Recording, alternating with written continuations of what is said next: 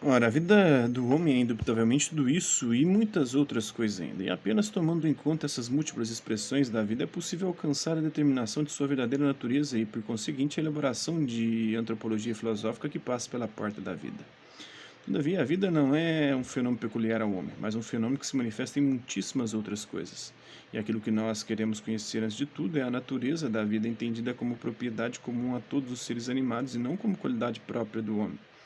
Nós nos perguntamos o que é essa propriedade singular e extraordinária pela qual dizemos que uma planta é viva, enquanto uma viga, uma pedra, dizemos serem mortas. É possível desenvolver uma fenomenologia da vida? A fenomenologia, já sabemos, não é especulação abstrata, mas observação concreta. É exame de casos particulares com o fito de tomar-lhes o sentido profundo universal. Por isso, fazer fenomenologia da vida significa escolher determinado grupo de seres viventes e observar as propriedades das suas manifestações vitais. Para a primeira aproximação, podemos pôr em confronto um ser seguramente não vivente com um ser seguramente vivente, por exemplo, um bloco de mármore com um cão. O bloco de mármore é parado, inerte, sem reação, sem mudanças, não cresce nem diminui se não é exposto a influxos externos. Não se estraga, não se desfaz, por sua vez, o cão move-se, ingere outras substâncias, assimila-as, desenvolve-se, gera outros cães, se multiplica, reage à luz, aos rumores, ao contato com os outros corpos, late, zanga-se, morde, adoece, morre. Essa fenomenologia bastante sumária nos diz que o vivente e o não vivente têm propriedades essencialmente diferentes, de cujo confronto podemos derivar certa ideia da vida. A vida caracteriza-se como poder de crescer e desenvolver-se, tomando certa quantidade de matéria do ambiente circundante e reorganizando-a segundo as estruturas da substância orgânica. Na escolha do material conveniente para o próprio desenvolvimento, o organismo vivente revela habilidades e sagacidade excepcionais. Se, por exemplo, tomamos a matéria de que originariamente se alimenta para o seu crescimento, o organismo produz as necessárias associações com matérias complementares e rapidamente se reorganiza para atingir o mesmo escopo por outro caminho. Esse singular comportamento mostra que a vida é dominada pelo princípio do finalismo. A incorporação de matéria estranha ao organismo e a sua oportuna seleção e utilização, assim como a secreção dos refúgios inutilizáveis, o metabolismo como assimilação e dissimilação, mostram uma soberana disposição no mundo material, lógico e funcional em grau máximo, graças à qual no organismo se manifesta uma inegável finalidade, segundo o Gabriel, o homem e o mundo em decisão. O poder de responder aos estímulos externos é a capacidade de excitação. Com ela, o organismo ordena sua relação com os objetos circundantes que o golpeiam com seus estímulos. Ele se relaciona com eles não de forma passiva, mas se insere ativamente no mundo, que se torna assim o seu ambiente. O poder de se reproduzir segundo a própria espécie, segundo o Crick, na sua origem da vida, dado que crescer, reproduzir-se, irritar-se são formas de movimento. Os filósofos definem geralmente a vida como uma espécie de movimento. Rush diz que a essência da vida é a mudança, os processos, a atividade, a continuidade, a atividade contínua. Asimov considera a vida como capacidade de fazer um esforço. Também o mundo vegetal, afirma Asimov, faz uma série de esforços. Quando a flor se abre, quando um broto se projeta ao alto na direção do sol, ou uma raiz se insinua no terreno procurando água, nenhuma pedra, nenhum objeto sem vida faz o esforço que até a mais simples forma de vida necessita fazer. Isso, pelo menos, nos sugere a experiência e poderíamos começar com identificar que a diferença entre vida e não vida consiste nessa capacidade de fazer esforço. Poderíamos depois definir a morte como a perda dessa capacidade, segundo a vida e a energia do Asimov, do Isaac Asimov. Segundo Santo Tomás, o nome vida se usa para indicar uma substância a qual cabe mover-se por si mesma por força de sua própria natureza, na Suma Teológica. Porém, o movimento que caracteriza a vida não é um movimento qualquer. Ele possui propriedades bem precisas. Quanto à origem, o movimento da vida é espontâneo, ou seja, não vem do exterior, mas sim do interior, é um motus intrínseco. No entanto, não é totalmente espontânea. A ação vital não é um início absoluto sobre todos os aspectos. Ela depende sim de diversos fatores, condições e causas externas. Todavia, esses fatores, essas causas externas não bastariam para produzi-la se o ser já não fosse vivo. Quanto ao seu ponto final, o seu termo, o movimento vital é imanente, é um movere seipsum.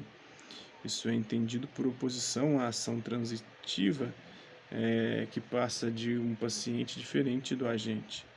Na ação imanente, o agente age sobre si mesmo, é ele o termo de sua ação, mas devemos novamente observar que essa imanência não é absoluta. Apenas ocorre mudança, movimento, nos encontramos de frente a princípio metafísico fundamental, quid movetur ab alio movertur, ou tudo que se move é movido por terceiros. Mas, como é salvaguardado tal princípio quando se trata de seres viventes, a solução, segundo Aristóteles, é a seguinte: em um ser vivente, uma parte move a outra porque é ser organizado que comporta diversos tipos de órgãos, mas se trata sempre de partes de um só ser, de modo que, considerando em seu todo, se vê que a sua ação, o seu movimento fica no sujeito. Nesse sentido, a vida é essencialmente movimento, mas se reconhece isso e também que se trata de movimento que não é causado pelo exterior e sim pelo interior. É fácil compreender como tal movimento não é explicável se não reconhecendo a existência de princípio intrínseco, fonte interna que o produz.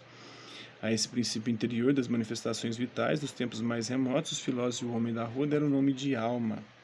Por alma não se entende aqui nenhum espectro na máquina, né? Nenhum fantasma na máquina, segundo Riley, mas simplesmente a forma, ou seja, o princípio organizador de um corpo que tem como característica de ser a fonte dos seus próprios movimentos.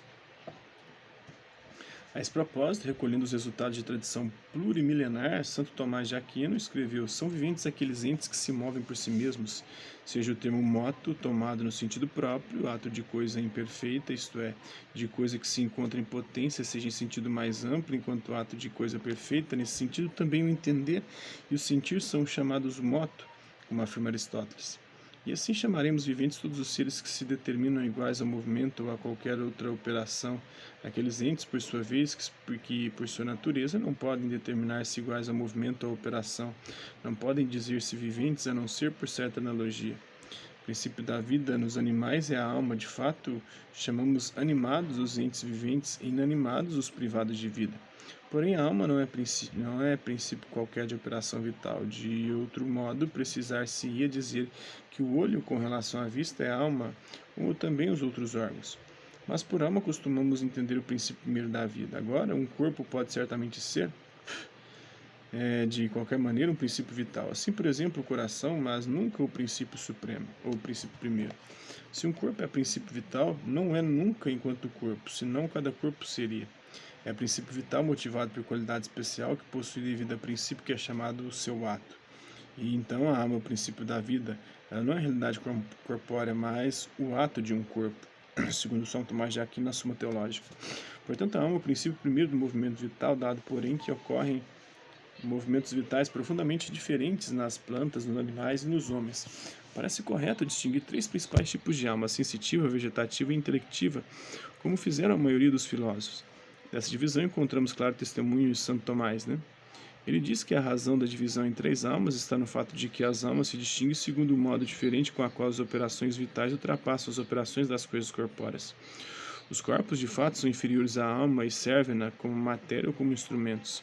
Aí está, portanto, uma operação da alma que transcende de tal maneira a realidade corpórea que não haveria sequer a necessidade de um órgão material para tornar-se explícita. E essa é a operação da alma racional. A outra operação da alma inferior à procedente que se exercita mediante órgão material, porém não mediante qualidade corpórea. Então é a operação da alma sensitiva. A mais baixa entre as operações da alma é a que se desenvolve mediante órgão corpóreo em virtude de certas qualidades físicas.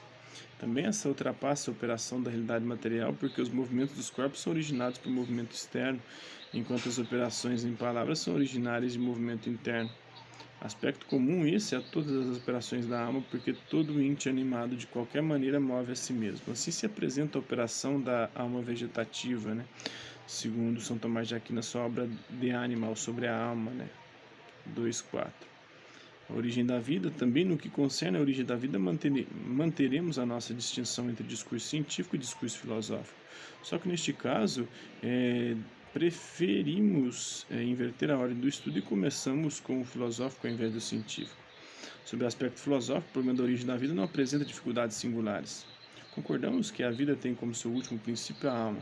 Agora, mesmo não havendo ainda explorado a natureza última desse princípio e a sua origem, uma coisa é clara: ela não pode ter origem debaixo da matéria, porque se fosse assim não se compreenderia porque apenas uma parte, não toda a matéria é dotada de alma. Precisa então admitir que a alma tem origem do alto, mediante a ação de um ser inteligente. Sobre a origem não mecanicista da vida, me parece decisivo o seguinte argumento de Gabriel: a vida não pode ser explicada mecanicisticamente, porque esse desenvolver para algo qualitativamente novo, como é a forma impressa como representação, não é explicável mecanicisticamente.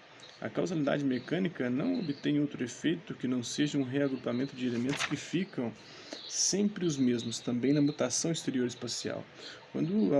Como quando alguém troca de lugar os móveis que estão no seu quarto, com a convicção de ter obtido assim um novo quarto. A vida, ao contrário, opera no interior do espaço, não recebendo simplesmente o seu conteúdo do espaço, mas inserindo aí, com o tempo, uma forma ainda não presente. É a vida que cria o espaço. Ele é o lugar onde se desenvolve a força criadora da formação da vida, segundo o homem e o mundo em decisão, da Gabriela Ellen. As recentes descobertas parecem confirmar essa hipótese, que o homem consiga sintetizar a vida constitui um argumento a favor e não contra a tese de que a alma surge mediante a ação de um ser inteligente. O homem, de fato, é um ser inteligente. Quanto, porém, à modalidade seguida por aquele ser inteligente que por primeiro deu origem à vida, seja por criação direta ou indireta, seja por evolução mediante intervenção programada ou mesmo mediante geração espontânea, para a filosofia ela se mantém matéria opinável e discutível, na qual se sustenta não poder dizer a última palavra. É isso aí. Espero que vocês tenham gostado do vídeo. Quem curtiu, dá um like, quem não curtiu, dá um dislike. Hasta la vista, bem-vindos, até a próxima.